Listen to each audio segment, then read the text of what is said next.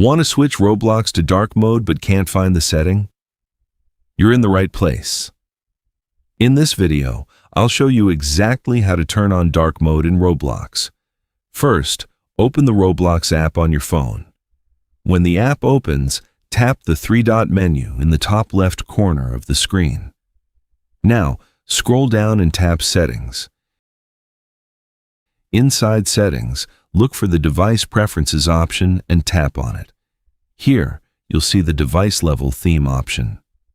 Tap the box under it. Here you'll see three options: System Default, Dark, and Light. Select Dark to turn on dark mode.